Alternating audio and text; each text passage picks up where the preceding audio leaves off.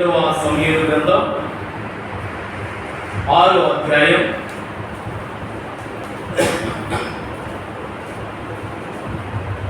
16వ వచనం. 2వ సమూయేలు గ్రంథం 6వ అధ్యాయం 16వ వచనం చదవండి ఎవరైనా. యెహోవా మందసము దావీదు పురమునకు రాగా సౌలు కుమార్తె మీకాలు కిటికీలో నుండి చూసి యెహోవా సన్నిధి గంతులు వేయించు నాట్యమాడుచున్న దావీదును కనుగొని తన మనస్సులో అతని హీనపరచెను. చాలండి. యెహోవా మందసము దావీదు పురమునకు రాగా సౌలు కుమార్తె మీకాలు కిటికీలో నుండి చూచి యెహోవా సన్నిధిని గంతులు వేయించు నాట్యమాడుచున్న దావీదును కనుగొని తన మనసులో అతన్ని హేమపరిచెను. పిల్లరా, ఇక్కడ మనకు కనబడుతున్నటువంటి ఈ వచనంలో కనబడుతున్నటువంటి వ్యక్తులు ఎవరంటే దావీదు కనబడతా ఉన్నాడు. దావీదు భార్య సౌలు కుమార్తె. దావీదు కంటే ముందు రాజు ఎవరంటే సౌలు. ఇశ్రాయేలు యొక్క 12 గోత్రాలకి మొట్టమొదటి రాజు ఎవరంటే సౌలు. ఆయనకి 2 కుమార్తెలు. మొట్టమొదటి కుమార్తె పేరు మేరాలు, 2వ కుమార్తె పేరు మీకాలు.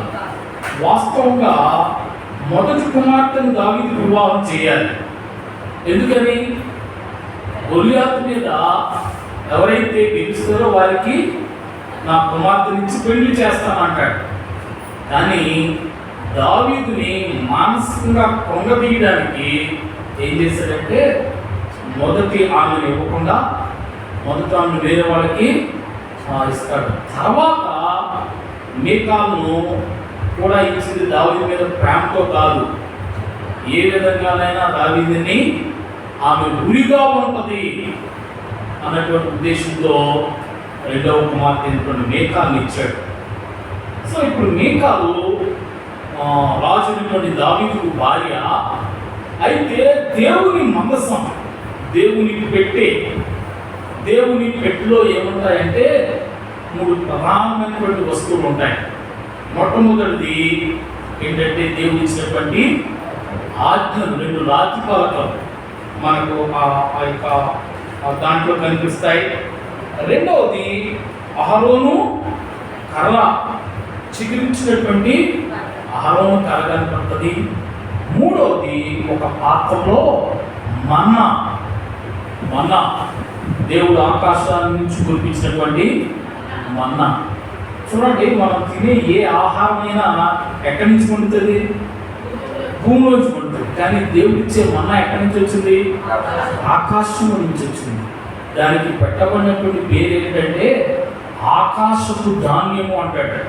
కీర్తన గ్రంథంలో మరొక చోట ఆకాశపు ధాన్యము, దేవదూతల ఆహారం అంటాడు మన్నాని. మన్నా అనే మాటకు అర్థం ఏంటి? ఇది ఏమిటి అని అర్థం. మన్నా అనే మాటకి ఇది ఏమిటి అని అర్థం. సో వాడు ఎప్పుడు చూడలేదు, నువ్వెన్నడూ కూడా దాన్ని చూడలేదు. దేవుడు అద్భుతంగా ఆశ్చర్యకరంగా పోషించాడు. ఎన్ని సంవత్సరాలు? 40 సంవత్సరాలు. ఐగుప్తు దాసులోంచి విడిపించబడి వాగ్దానం చేయబడినటువంటి కానాను దేశానికి వెళ్ళే ఈ 40 సంవత్సరాల ప్రయాణంలో దేవుడు అద్భుతంగా ఆశ్చర్యకరంగా వాడిని పోషించాడు. దేవుడు అద్భుతంగా మనం పోషించేటువంటి దేవుడు. అడవిలో సింహం పిల్లైన ఆకలిగా ఉంటాయేమో కానీ ఆయన ఆశ్రయించిన వారికి ఏది తక్కువ. దేవుడు అద్భుతంగా పోషించగలడు, ఆశ్చర్యకరంగా పోషించగలడు తన బిడ్డని. సో కాబట్టి ఆ యొక్క మందసంలో ఉండేటువంటి ప్రధానమైనటువంటి 3 పాత్రలు, 3 విషయాలు ఏంటంటే దేవుడు ఇచ్చినటువంటి రాతి పలకలు, మోషే ద్వారా ఇచ్చినటువంటి రాతి పలకలు, దేవుని వాక్యానికి గుర్తు. దేవుని వాక్యం చేత మరి మనం పోషించబడాలి. దేవుని వాక్యం మన హృదయాల్లో ఉండాలి. అందుకనే ప్రథమ స్థానం దేవుని వాక్యానికి ఇవ్వాలి. రెండోది అహరోను కర్ర చిగురిస్తూ ఉంటుంది. కదా. దేవుడు నమ్మినటువంటి బిడ్డల జీవితాలు ఏమవుతాయంటే చిగురించాలి, అభివృద్ధి చెందాలి, ఆశీర్వదించబడాలి. దేవుడు మనం ఎందుకు పిలిచాడో తెలుసా? ఆశీర్వదించడానికే పిలిచాడు. దేవుని చేత ఆశీర్వాదాలు పొందడానికే దేవుడు మనం పిలిచాడు. కేవలం ఆయన మాట వింటే చాలు. ఆశీర్వదించబడడానికి మనం ఏవో చేసేది లేదు. ఆయన మాట వింటే, ఆయనకి లోబడితే చాలు. 6 దినాలు కష్టపడి పనిచేసుకోమన్నాడు, కుటుంబాలను పోషించుకోమన్నాడు. 7వ దినాన పరిశుద్ధ సంఘంగా సమాజంగా కూడి ఆయన్ని ఆరాధించమన్నాడు. అంతే. ఈ వారం అంతటికే కావలసినటువంటి శక్తిని, బలాన్ని, జ్ఞానాన్ని, మనకు కావలసినటువంటి వనరులన్నీ కూడా ఇచ్చేటువంటి దేవుడు మనల్ని ఆశీర్వదించి పంపిస్తాడు. సో కాబట్టి ఆయన మాట వినాలి. మన జీవితాలు, మన కుటుంబాలు చిగురిస్తాయి. తర్వాత 3వది ఏంటంటే మన్నా, పాత్రలో ఉంచబడినటువంటి మన్నా. ఈ మన్నా ఏంటంటే జీవాహారం ఆయనే. మనుషుడు రొట్టె వల్ల మాత్రమే కాదు, కానీ దేవుని నోట నుండి వచ్చు ప్రతి మాట జీవింపజేస్తుంది. అద్భుతంగా, ఆశ్చర్యకరంగా మన్నాతో మనల్ని పోషిస్తాడు. సో కాబట్టి ఈ మందసం దేవుని సన్నిధికి గుర్తు అన్నమాట. యేసుక్రీస్తు వారికే గుర్తు మందసం. సో కాబట్టి మరి మనం పాత నిబంధన గ్రంథంలో సంఖ్యాకాండంలో 25వ అధ్యాయం నుంచి 31వ వచనం వరకు చూస్తే ఈ మందసాన్ని గురించినటువంటి వివరణ అంతా కూడా అక్కడ కనపడుతుంది. మందసాన్ని మరి మోషే ఎలా చేయాలో, ఎలా చేయించాలో ఆ విషయాలన్నీ కూడా అక్కడ కనబడతాయి. మందసం దేవుని యొక్క సన్నిధిని సూచిస్తుంది. అయితే ఈ మందసం ఏమైందంటే సౌలు కాలంలో ఫిలిస్తీన్తో యుద్ధం జరిగినప్పుడు ఈ మందసం ఫిలిస్తీన్లు పట్టుకుపోయారు. ఫిలిస్తీన్లు పట్టుకెళ్ళిపోయిన తర్వాత మరి ఇశ్రాయేలు ఓడిపోతారు. మందసం వాళ్ళు పట్టుకెళ్ళిపోతారు. శత్రువు చేతుల దగ్గరికి వెళ్ళింది. శత్రువులు దాన్ని చూసి ఎంతో భయకంపితులు అవుతారు. వాళ్ళకి రకరకాలైనటువంటి వ్యాధులు బైబిల్లో చాలా వివరణలు ఉన్నాయి. అంటే అమ్మో, ఈ మందసం ఉండడం వల్లే మనం ఇలాగా అయిపోతున్నాం అని చెప్పి భయపడి వాళ్ళు ఏం చేస్తారంటే ఒక కొత్త బండి మీద కట్టించి మళ్ళీ వెనక్కి పంపించేస్తారు. చూడండి, అది ఎక్కడ కనబడుతుందంటే 1 సమూయేలు గ్రంథం 7వ అధ్యాయము. 1 సమూయేలు గ్రంథం 7వ అధ్యాయం 1 వచనాలు చదవండి. అంతటా గిర్యాతారీము వారు వచ్చి యెహోవా మందసం తీసుకొని పోయి కొండయందుంటే అబీనాదాబు ఇంట చేర్చి దాన్ని కాపాడుటకై అతని కుమారుడైన ఎలియాజరును ప్రతిష్ఠించిరి. మందసము గిర్యాతారీములో ఉండిన కాలము 20 సంవత్సరాలైన ఇశ్రాయేలందరూ యెహోవాను అనుసరించుచుండగా. చాలు. ఈ యొక్క అబీనాదాబు ఇంట్లో ఎన్ని సంవత్సరాలు ఉండిపోయింది? 20 సంవత్సరాలు ఉండిపోయింది. వాళ్ళిద్దరు కుమారులు ఈ మందసాన్ని కోరుకుని వస్తా ఉన్నప్పుడు ఉజ్జా అనేటువంటి వ్యక్తి చేయి చాపి ఆ మందసాన్ని పట్టుకోబోతుండగా దేవుని కోపం రగులుకుని చనిపోతాడు. మనం చదివినటువంటి 2వ సమూయేలు గ్రంథం ఈ 6వ అధ్యాయంలోనే 2 విషయాలు కనపడతాయి. ఒకటేమో మరణం, రెండోదేమో శాపం. చూడండి, ఆ మాటలు చూద్దాం. 7వ వచనం 6-7. యెహోవా కోపము ఉజ్జా మీద రగులుకొనెను. అతడు చేసిన తప్పును బట్టి దేవుడు ఆ క్షణమందే అతన్ని మొత్తగా అతడు అక్కడనే దేవుని మందసం వద్ద పడి చనిపోయెను. ఇక్కడ ఒక మరణం కనబడుతుంది. మరణం జారిపోతున్నటువంటి ఆ మందసాన్ని అనాలోచనగా పట్టుకున్నాడు ఉజ్జా. దేవుని కోపం వదులుకుందంట. అతడు మరణమయ్యాడు. ఒక మరణం. ఇంకోటి ఏంటంటే ఈ అధ్యాయంలోని చివరి వచ్చిన 22వ వచనం చదవండి. ఇంతకంటే మరి ఎక్కువగా నేను తృణీకరింపబడి నా దృష్టికి నేను అల్పుడునై నీవు చెప్పిన పనికిత్తుల దృష్టికి గరుడనవుతానని మేకాలతో అని మరణం వరకు సౌలు కుమార్తెకు మేకాలు పిల్లలను కనక ఉండేను. పిల్లలు పుట్టకపోతే వాళ్ళు ఏమంటారు? గొడ్రాలు కదా, గొడ్రాలు శాపం. ఒక మరణం, ఒక శాపం ఇక్కడ రెండు కనపడుతున్నాయి. అయితే ఫస్ట్ మనం చదువుకున్నది ఏంటంటే మేకాల్ ఏ విధంగా శిక్షింపబడింది అనే విషయాలు మనకు కనపడుతున్నాయి. సో కాబట్టి ఇశ్రాయేలుకి రెండవ రాజైనటువంటి దావీదు ఈ మందసం ఎక్కడో ఉన్నటువంటి మందసాన్ని తన దావీదు పురానికి తెప్పించుకోవడానికి ప్రయత్నం చేశాడు. చూడండి, ఇందాక మనం చదువుకున్నాం కదా, అభినాదాబు ఇంట్లో ఎన్ని సంవత్సరాలు ఉంది మందసం? చూడండి 3వ వచనం చదవండి.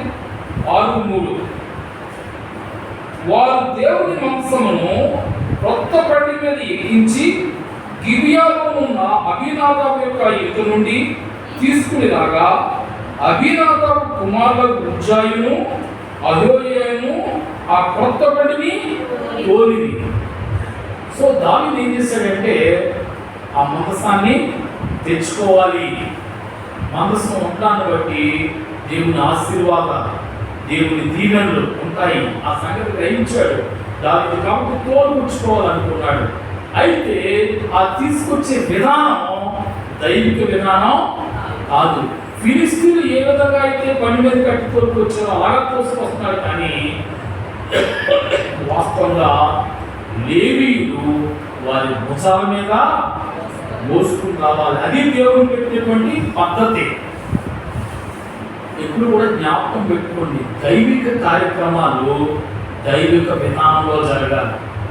వెలుబడితే అటు ఎలా పడితే అలా చేసేద్దామని అనుకోవద్దు. దైవిక విధానంలో జరగాలి, దైవిక పద్ధతిలో జరగాలి, దేవుని వ్యక్తుల చేత జరగాలి. దేవుని పని దేవుని వ్యక్తుల చేత జరగాలి దైవిక పద్ధతి ద్వారా. లోకంలో ఉన్నట్టు ఏముందో ఎలా పడతారో చేసేచ్చలే అని అనుకోవడానికి వీలు లేదు. 1కి 2 సార్లు ఆలోచించాలి.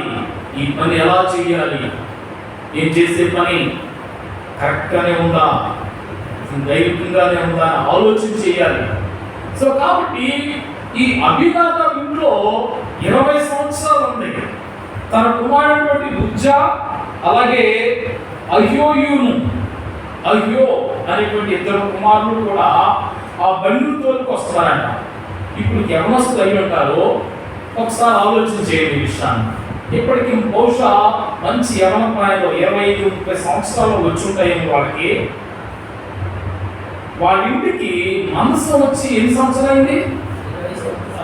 20 సంవత్సరాలు. అప్పుడు వాళ్ళ వయసు ఎంత ఉంటుంది? 30 అనుకుంటే 10 ఉండొచ్చు, 25 అనుకుంటే 5 సంవత్సరాలు ఉండొచ్చు కదా. అప్పుడు వాళ్ళకి ఆ పెట్టును చూసినటువంటి పెట్టు మీద ఉన్నటువంటి అవగాహన ఏంటి? ఇది ఒక పెట్టే కదా. చిన్నప్పుడు అలాగే పెరిగారు, అక్కడ ఆడుకుంటానే ఉన్నారేమో, అక్కడే ఆడుకుంటా పెరుగుతూ ఉన్నారేమో. అయితే చాలా ఉత్సాహంతో ఓటలు వేస్తూ ఆ బండి మీద తీసుకుని వస్తూ ఉన్నారు. పద్ధతి సరైనటువంటి పద్ధతి కాదు. కాబట్టి చూడండి వాళ్ళు ఎలా వస్తున్నారంటో 5వ వచనం చదవండి. దావీదును ఇశ్రాయేలీయులందరూ సరళ వృక్షపు కర్రతో చేయబడిన నానా విధములైన సితారాలను స్వరమండలములను మృదంగములను పెద్దలను వాయించుచు యెహోవా సన్నిధిని నాట్యమాడుచుండిరి. వాయించడం తప్పేం కాదు. అయితే పద్ధతి ప్రకారం ఉండాలి. వాళ్ళు తీసుకొచ్చే విధానమే సరైన విధానం కాదు. చూడండి 6వ వచనం. చాలా ఉత్సాహంగా జోష్లో ఉన్నారు. దేవుని మందసాన్ని తీసుకొస్తూ వచ్చేసరికి అక్కడ ఏమైందంట, వారు నాకోను కళ్ళం దగ్గరికి వచ్చినప్పుడు ఎట్లా కాలు చాలినందున ఉజ్జా చేయి చాపి దేవుని మందసమును పట్టుకుంటా. 20 సంవత్సరాల ఇంట్లో పెరిగింది అది. ముందు దేవుని మందసం. ఉజ్జాకి ఆ మందసం ఉన్నటువంటి అవగాహన ఏమై ఉంటుంది? పెట్టే కదా,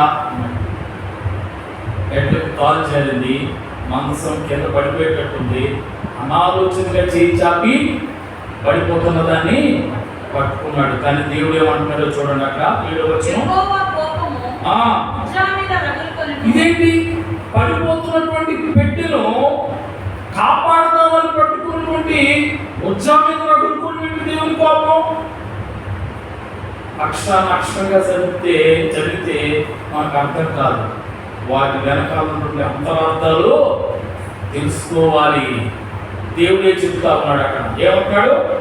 అతడు చేసిన తప్పును బట్టి దేవుడు ఆ క్షణముందే అతన్ని మొత్తగా అతడు అక్కడనే దేవుని మందసంలోగా పడి చనిపోయింది. పైకి చూస్తే పడిపోతున్నటువంటి మందసాన్ని ఆపుతున్నట్టుగానే కనబడుతుంది. కానీ దేవుడు బాహ్యాన్ని కాదు చూసేది, అంతరంగాన్ని చూస్తాడు. ఎప్పుడు చేసే సేవే కదా, ఎప్పుడు వెళ్ళే చర్చే కదా, ఎప్పుడు పాడే పాటలే కదా. వద్దొద్దు, ఆ చులకం చూపొద్దు. దేవుని కార్యాలు ఎలా, దేవుని పనులు ఎలా చులకను చూపొద్దు. లేదు ఈ చులకనగా అనాలోచనగా చేయి చాపేమో పడిపోతున్నటువంటి ఆ మనసాన్ని పట్టుకోవడానికి. మనసులో పాపం చేశాడంట. అతడు చేసిన తప్పును బట్టి దేవుడు ఆ క్షణమందే అతన్ని మొత్తగా అక్కడనే దేవుని మనసు మొత్తం పడి చనిపోయింది. చాలా జాగ్రత్త. చేయకపోతే చాలా సంతోషం, దూరంగా ఉండదు. చేస్తే మాత్రం చాలా భయభక్తులతో చేయాలి. ఆయన బాహ్యాన్ని చూసి మురిసిపోయేటువంటి దేవుడు కాదు. నీ అంతరంగాన్ని, నీ ఆ అంతరంగా ఉన్నటువంటి ఆలోచనలు ఎగినటువంటి దేవుడు. ఈ దేవుని చాలా బహు శ్రద్ధలతో, ఆసక్తితో దేవుణ్ణి వెంబడించాలి. ఆయన కార్యాలు చేయాలి. దేవునికి కోపం వచ్చిందంటే ఎవరికే కోపం రాదు. దాని వెనకాల సరైన కారణం. ఆయన నీతిమంతుడు, ఆయన న్యాయవంతుడు. ఆయన అన్నాడు అన్యాయం చేయడు. మరణం పొందేటంత శిక్ష అతని మీద పంపించాడంటే అతని యొక్క హృదయ వైఖరి ఎలా ఉంటుందో మనం ఆలోచన చేసుకోవచ్చు. నేను పైకి బాగానే ఉన్నానుగా, పైకి మంచుకునే చేశానుగా అని చెప్తూ ఉంటారు. కానీ వైఖరి స్పష్టంగా కనపడిపోతూ ఉంటుంది దేవునికి. చాలా జాగ్రత్తగా ఉంటారు. దేవుని మందిరానికి వస్తున్నప్పుడు నీ ప్రవర్తన అంతా కూడా జాగ్రత్తగా చూచుకోము. ఎలా పడితే అలాగా, ఎలా పడితే అలా మాట్లాడడం, ఎలా పడితే అలా వ్యవహరించడం మనం చేయకూడదు. బహు శ్రద్ధగా దేవుని కార్యాలు ఎంతో క్రమంగా చక్కగా ఒక్కసారిగా ఎంతో ఉత్సాహంతో ఆ కొత్త బండిలో తీసుకొస్తున్నటువంటి వాళ్ళందరికీ మరణం కాగానే ఒక్కసారిగా భయం పట్టుకుంది. భయం పట్టుకుని అక్కడే ఆఫీసర్లు వేరొక ఇంట్లో చూడండి ఏం జరిగిందో అక్కడ 5 యెహోవా ఉజ్జాకు ప్రాణోపద్రవం కలుగజేయగా దావీదు వ్యాకుల పడి ఆ స్థలంలో పేరేస్ ఉజ్జా అని పేరు పెట్టింది. నేటికి దానికి అదే పేరు. ఆ దినమున యెహోవా మందసము నా యొద్ద ఎలాగుందనుకుని దావీదు యెహోవాకు భయపడి యెహోవా మందసము దావీదు పొలంలోనికి తన యొద్దకు తెప్పించునొల్లక గిత్తీయుడకు ఒబేదెదోము ఇంటి వరకు తీసుకుని వచ్చి అచ్చట ఒబేదెదోము ఇంట్లో పెట్టేశారట. ఆ 11వ వచనం, యెహోవా మందసం 3 నెలలు గిత్తీయుడకు ఒబేదెదోము ఇంటిలో ఉండగా యెహోవా ఒబేదెదోమును అతని ఇంటి వారందరినీ ఆశీర్వదించాడు. భయం కలిగింది. ఇంట్లో పెట్టారు. వాళ్ళెంతో భయభక్తులతో, భక్తి శ్రద్ధలతో ఆ మందసాన్ని చూస్తున్నారు. కాబట్టి ఆ ఇల్లంతా కూడా దేవుని చేత ఆశీర్వదింపబడిందట. తర్వాత మళ్ళీ కొంతకాలానికి దావీదు యొక్క హృదయంలో మందసం ఉండిపోయింది, తెచ్చుకోవాలని ఆలోచన చేశాడు. అప్పుడు దైవిక విధానంలో లేవీయుల భుజం మీద మోసుకుని రావడానికి ఏర్పాటు చేశాడు. ఇలా తీసుకుని వస్తున్నాడు దావీదు. మనం చదువుకున్నటువంటి 16వ వచనం, యెహోవా మందసం దావీదుపురమునకు రాగా సౌలు కుమార్తె మీకాలు కిటికీలో నుంచి చూచి, రాణి కదా ఎక్కడుంది? అంతఃపురంలో ఉంది. మేడ మీద ఉండే వాళ్ళు అందరూ కూడా కిటికీలోంచే కదా చూస్తూ ఉంటారు. చూసింది దావీదు ఆ మందసాన్ని తీసుకొస్తూ ఏం చేస్తున్నాడంటే అక్కడ చూడండి, అక్కడ గంతులు వేయచ్చు, నాట్యమాడచ్చు నున్న దావీదును కనుకొని తన మనసులో అతన్ని ఏర్పరిచింది. చూడండి, దావీదు దృష్టితో మనం చూస్తే ఎలా ఉంది? దేవుని సన్నిధిలో ఆనందిస్తూ ఉన్నాడు, వైమరచి పాడుతూ ఉన్నాడు, డ్యాన్స్ చేస్తూ ఉన్నాడు. ఇలా ఈ రోజుల్లో కొన్ని విషయాలు నేను చాలా తేటగా చెప్పాలనుకుంటున్నాను. చాలా జాగ్రత్తగా ఉండండి. మన ఎవరి పిల్లలు ఉన్నారు, చిన్నపిల్లలు ఉన్నారు, వీళ్ళందరినీ మరి ఈ క్రిస్మస్ కానీ ఇలాంటి అకేషన్స్ వచ్చినప్పుడు వాళ్ళకి చక్కటి అవకాశాలు ఇచ్చి దైవికమైనటువంటి విధానంలో పెద్దలుగా మనం ఉంటాము. చక్కగా వాళ్ళని సంతోషించాలి, దేవుని సన్నిధిలో వాళ్ళని సంతోషించనియాలి. నువ్వు ఇక్కడ కానీ వదిలేస్తే లోకం పట్టుకోవడానికి రెడీగా ఉంది. దేవుని పాటలకు వాళ్ళు డ్యాన్స్ చేయకపోతే సినిమా పాటలకి, దెయ్యం పాటలకి డ్యాన్స్ వేస్తారు. ఏమంటారు మీరు? అది పట్టుకుంటుంది. ఈరోజు చూస్తూ ఉంటే బయట వాళ్ళు తాగి తందవాళ్ళు గీతులు వేస్తారు, డ్యాన్స్ వేస్తారు. నిజమైన ఆనందం ఎక్కడే ఉండాలి? దేవుడిలో, దేవుడి సన్నిధిలో. ఇదిగో దావీదు ఏం చేస్తాడంట? గంతులు వేయించు, నాట్యం ఆడుచు, పాటలు పాడుతూ సంతోషించాలి. ఇలాగా దావీదేమో దేవుడి సన్నిధిలో ఆనందిస్తూ ఉంటుంటే ఆ కిటికీలో చూసినటువంటి మేఘాలు ఏం చేస్తుంది? హీనపరిచిందంట. కొన్ని విషయాలు ఇక్కడ చెప్పాలనుకుంటాము. ఏంటంటే, తను దావీదును చూస్తాననుకుంటుంది కానీ నన్ను చూస్తున్నాడు, పైన ఉన్నాడు అన్న సంగతే ఆమెకి గుర్తులేదు. చాలాసార్లు ఇతరులని చిన్న చూపు చూస్తూ ఉంటాం, ఇతరులని తక్కువ చూపు చూస్తూ ఉంటాం, హీనంగా చూస్తూ ఉంటాం. జాగ్రత్త, నిన్ను చూస్తున్నవాడు పైన ఉన్నాడు అన్న సంగతి మర్చిపోవద్దు. ఎవరిని తక్కువగా చూడడం, హీనపరచడం చేయకూడదు. ఓకే, వాళ్ళు దేవుళ్ళు ఆనందిస్తున్నారు, దేవుళ్ళు పాడుతున్నారు, గంతులు వేస్తున్నారేమో, డ్యాన్స్ చేస్తున్నారేమో దేవుడి పిల్లల్లో. వాళ్ళని చూసి నువ్వు హీనపరచుకోవడం. సో మనం ఇతరులు తక్కువగా చూస్తుందంటే అందరికంటే పైన ఉన్నవాడు మన ఎలాగా చూస్తాడు. సో నువ్వు చూస్తున్నావు అనుకుంటున్నావు కానీ నిన్ను చూసేవాడు ఎక్కడున్నాడు అన్న సంగతి అన్నాడు, మర్చిపోవద్దు. అదొకటి. రెండోది ఏం చేస్తుంటా? తన మనస్సులో అతన్ని హీనపరిచింది. అతన్ని అంటే ఎవరిని? దావీదుని. ఎందుకు హీనపరిచింది అంటది? రాజు ఉండి నీచినటువంటి పనికెత్తుల ముందు నువ్వు ఇలాగా డ్యాన్స్ చేస్తూ ఉంటావా? నేను చాలా తక్కువగా మాట్లాడతాను. హీనపరిచింది, మనస్సులో హీనపరిచిందంట. ఈ విషయాన్ని ఎవరు చూశారు? బైక్ బాగానంట. Praise lord brother, praise lord sister. పైకి మాటలు ఉంటాయి కానీ అంతరంగంలో వాళ్ళ గురించి ఏమంటున్నావు, వాళ్ళని ఎలా చూస్తున్నావు అన్న దేవుడు చూస్తాడు. జాగ్రత్త. చులకనగా చేయి చాపి పట్టుకున్నటువంటి బుజ్జా మనం అయిపోయాడు. చులకన చూపు చూసినటువంటి మేఘాలు ఏమైపోయింది? శాపగ్రస్తురాలు అయిపోయింది. జాగ్రత్త. దేవుని విషయాల్లో చులకనతనం లేకపోతే నీచంగా మనసులో హీనపరచడం సరైంది కాదు. దేవుని శాపం మన మీదకి వస్తుంది. చూడండి, ఆమె చేసినటువంటి ఆ శాపాన్ని పొందుకోవడానికి ఆమె చేసినటువంటి పనులు ఏంటంటే, కిటికీలో చూసింది. మొదటిది, నన్ను ఎవరో చూడటం లేదనుకుంది. ఆమెను దేవుడు చూశాడు. మనసులో హీనపరిచింది. ఆ సంగతిని దేవుడు గ్రహించాడు. ఇంకొక వచనం 20వ వచనం చదవండి. తన ఇంటి వారిని దీవించుటకు ఆ. దావీదు తిరిగి రాగా ఆ. సౌలు కుమార్తె మీకాలు ఆ. దావీదును ఎదుర్కొని బయలుదేరి ఆ. వచ్చి ఆ. దీనస్థితి గల పనికిర్తను చూచుచుండగా ఆ. పెట్టుడొకడు తన బట్టలు విప్పివేసినట్లుగా ఆ. ఇశ్రాయేలుకు రాజునైన నీవు ఆ. నేడు బట్టలు తీసివేసి ఎంత ఘనముగా కనపడితివని అపహాస్యం చేసినందున చాలు. ఏం చేసింది ఈవిడ? అపహాస్యం ఎవరిని? చేసినందున ఎవరు? దావీదు తన భర్త ఇశ్రాయేలుకు రాజు. దావీదు ఎందుకు వస్తాడు ఇంటికి?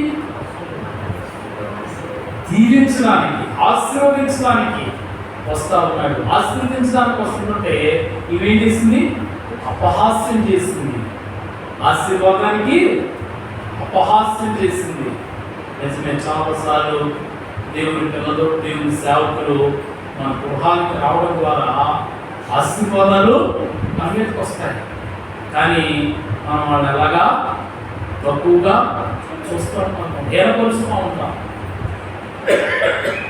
సో కాబట్టి ఆ ఆశీర్వాదాలు తీసుకొస్తున్నటువంటి దావీదును అపహాస్యం చేసింది. ఆ కారణాన్నే శపించబడింది. గొడ్రాలుగా తన మరణం వరకు గొడ్రాలుగా పిల్లలు కనట్లేదు. ఆ నిందే. సో కాబట్టి దేవుని పిల్లల విషయంలో చాలా జాగ్రత్తగా మనం ఉండాలి. ఇంకొక మాట ఏమంటుందో చూడండి. వ్యర్థుడు ఒకడు.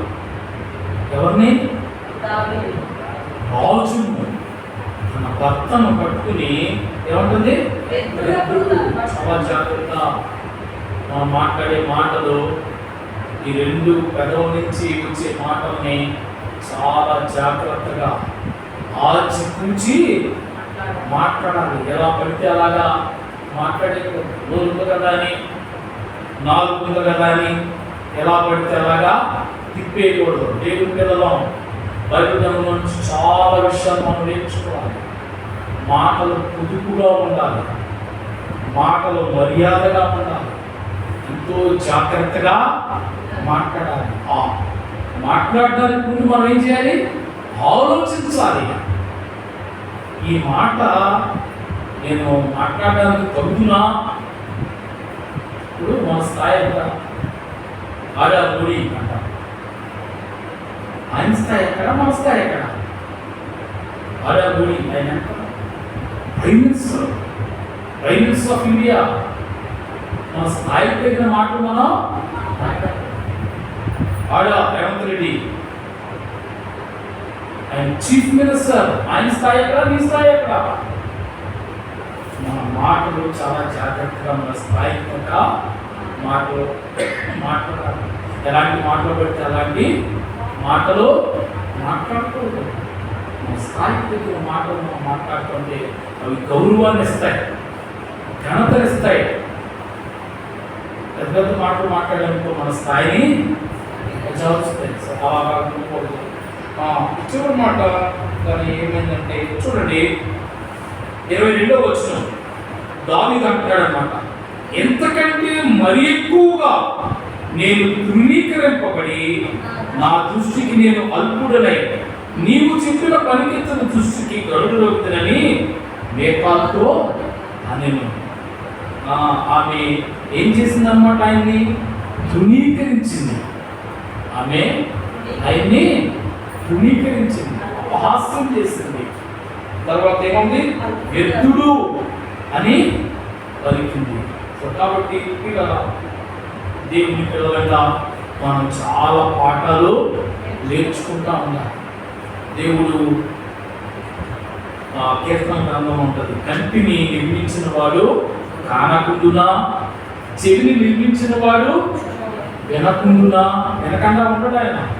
నీకు చెవి ఇచ్చినోడు ఆయన వింటా ఉంటాడు, నీకు కళ్ళు ఇచ్చినోడు ఆయన చూస్తూ ఉంటాడు. మనుషులు చూస్తున్నారని కాదు భక్తి చేయడం, మనుషులు చేస్తున్నారని కాదు భక్తి చేయడం. దేవుడు చూస్తాడు మనల్ని, ఎవరున్నా ఎవరు లేకపోయినా. ఆయన ఎందుకు భయభక్తులు కలిగి ఉన్నారు, ఆయన మనం చూస్తున్నాడని గమనం కలిగి ఉన్నాం. ఈ రోజుల్లో మరి పనులు చేసేటువంటి వాడు చాలా మంది ఉంటారు ఆఫీసుల్లో కానీ రకరకాల పనులు. అధికారం ఉన్నాడు అని అంటే నేను చేసే విధానం ఒకలా ఉంటుంది. లేదు అని అంటే పౌలు అంటాడు మీలో చాలా మంది దాసులుగా ఉన్నారు, ఏదో యజమానులకి భయపడి కాదు, దేవునికి భయపడి మీరు సేవ చేయండి. దేవుని భయం ఉన్నవాడు అధికారం ఉన్నా అధికారం లేకపోయినా అలాగే పనిచేస్తాడు.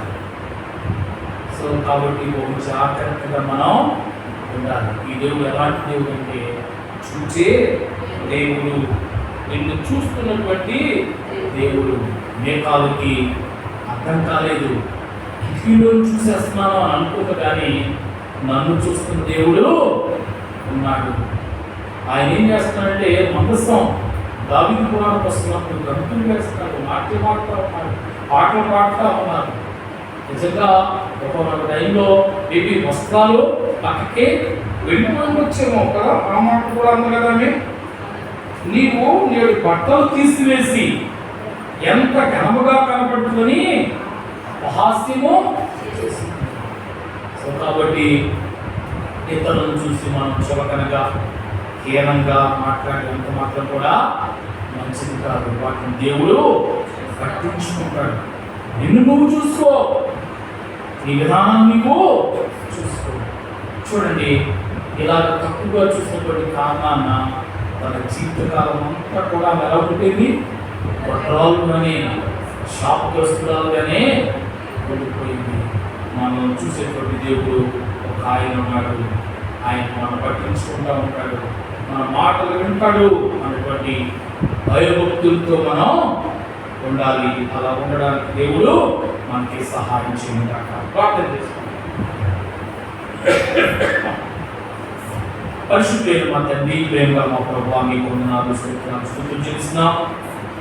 ఇదిగోనైనా మందస్థాన్ని తీసుకొస్తున్నటువంటి దావీదు యొక్క పరివారం అందరూ, ఆ పరివారం వారు ఎంతో సంతోషంలో ఉన్నారు ప్రభా, గంతులు వేస్తూ ఉన్నారు, నీ సన్నిధిలో నాట్యమాడుతూ ఉన్నారు. యేసయ్యా, ఇదిగోనైనా కిటికీలో చూస్తున్నటువంటి మేకాలు ఆయన్ని తన మనసులో హీనపరిచింది. అవునైనా ఇతరులను తృణీకరించుకున్నా, ఇతరులను హీనపరుచుకున్నా, మమ్మల్ని చూస్తున్నటువంటి దేవుడు నీవున్నావు అన్నటువంటి గమనం కలిగి ఉండడానికి సహాయం చేయండి.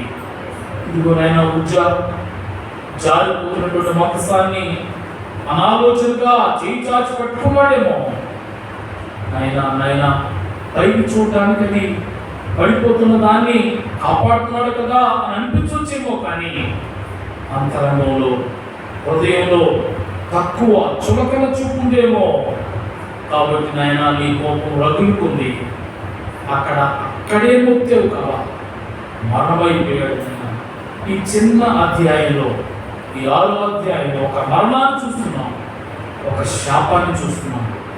దేవుని పనులను అనాలోచనగా నిర్లక్ష్యంగా మేము చేయకూడదు అన్న విషయాన్ని పాఠం నేర్పించారు.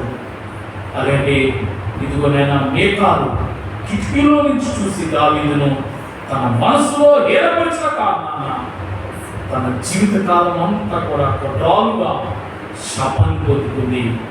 అయినా మేము బహు జాగ్రత్త కలిగి ఆసక్తితో శ్రద్ధతో నీ పనులు చేయడానికి సహాయం చేయమని, కృప చూపించమని మా ప్రభువును రక్షకుడును యేసుక్రీస్తు నామమున ప్రార్థన చేస్తున్నాం తండ్రి.